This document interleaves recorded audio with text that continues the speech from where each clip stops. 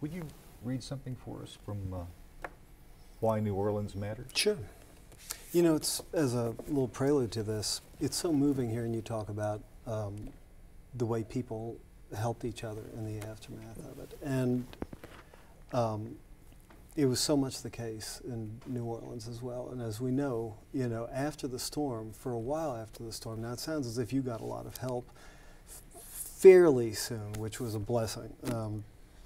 But one thing we certainly learned in New Orleans was that if we didn't help each other, it wasn't going to be a heck of a lot of help coming from, you know, outside, really, for a while down the pike at least.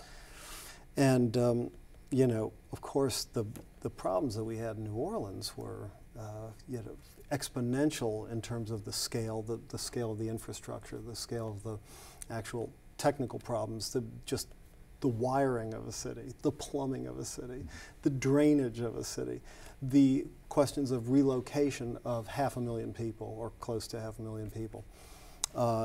It was insane, and the odyssey of people coming back to town or not being able to come back. And of course, so many of the people in New Orleans lived in such poverty. These people ended up in Atlanta or Chicago or Memphis or Houston or wherever it might have been, and had to make, in some cases, as you know, I know, extraordinarily painful decisions about whether they were going to come back, where they were going to stay, how they were going to manage one way or another. And so that tone that you strike of people helping each other is so moving, of course, to me, because we played through that same kind of narrative also. I'm going to read a little section from Why New Orleans Matters.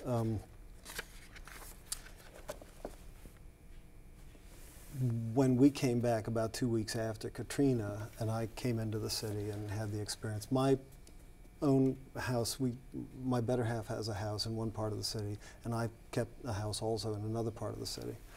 My house was not in an area that flooded. The water stopped 8 blocks away, but the roof blew off. But that was small potatoes as Katrina damage went, and I was only out of my house for 6 months. Mary's house was in mid-city, and there was 8 feet of water in the street there that lasted for something on the order of 2 weeks, maybe about a week and a half. And of course, you know, what would you rather have? Would you rather get hit by a giant wrecking ball, or would you rather just slowly steep in a toxic stew for 2 weeks? Where's the choice? We sat in a toxic stew for 2 weeks. So going back to Mary's house and going through all of, you know, you were saying that the candlesticks, the people, the teacups, all of that, but it had been sitting in this mixture of battery acid and human remains and human waste and chemical spills and all of that for a week and a half. It was hard to bear, that visit. And Mary came down to join me for the second day of that visit, and we went through her house, and just basically you kind of take stock, you grab a couple things, and then you turn and leave. And I'm going to read a little section that's just about what we saw as we were leaving town, just shell-shocked. And again, the town was empty of people, pretty much. There was nobody around. There weren't even birds. I don't know if you had that on the Gulf Coast. You wrote about not hearing birds. No birds, no sounds, no air conditioners, no cars going by, no televisions, no nothing, no insects. I remember the first time we saw a big cockroach. When we were walking down the street, we saw a cockroach, and we got misty. We're like, oh, look, there's a cockroach. But anyway, I'm going to read this little section. As we were on our way out of town, we saw what almost seemed to be a mirage. It was this little store with a couple people sitting outside, apparently enjoying a beer or something at these little picnic tables. It was just across the Jefferson Parish line. And we couldn't believe our eyes, because all we had seen had been military personnel, National Guard, Oregon National Guard, different people who were doing things. We had just come, I know that this is going to have to be cut down, so I'm going to go on. But, you know, 3 doors, I guess, away from Mary's house, we had watched these Oregon National Guardsmen who had just pulled these 2 elderly sisters out of their basement apartment. Remember, this is 7, 8 feet of water, whatever it was, and the water had come up so fast in that part of town that they were trapped and couldn't open their door, and these 2 elderly sisters had been in there for a week and a half. And I remember them, well, I remember it. In any case, this is just after we left from that visit and we had crossed the parish line, and we found this little store. It was called the Deck Bar Country Store, and there were people there. It's just like a girl in a Catholic school uniform, a couple of guys who look like roofers, pickup truck parked outside, painted purple, green, and gold. This odd little assemblage of folks who had gathered, and this is a description of the inside of the store. Inside the dark cement-floored store, where the lights were still off, a woman known as Sister was dispensing free sodas and beers and sandwiches. "We got plenty," she said.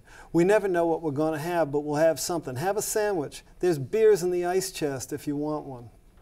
The familiar sound of welcome, the New Orleans sound. We had a beer. Who knew where this stuff had come from? Who cared? And I ate a couple of pieces of white bread with a slice of ham inside. And we sat outside at one of the picnic tables talking to various folks who came and went. And as we sat there, the worst of what I had been thinking and feeling in mid-city began to even out a little. The sense of eerie soullessness and devastation began to be balanced out by just so much with the fact of human contact and communion. A restatement of the fact that we are here, that as long as we are here, we can at least eat and drink and make some jokes. "No, we ain't trying to make any money off this. This is all free as long as we can do it. Take whatever you want."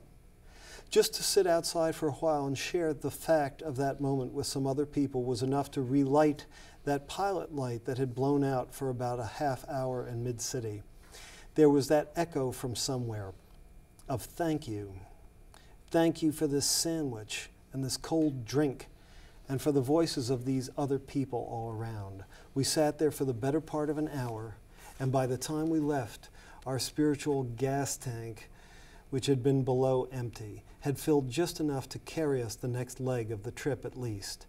And if that sound and that feeling could be rekindled in the midst of all that chaos, then I knew New Orleans had a chance.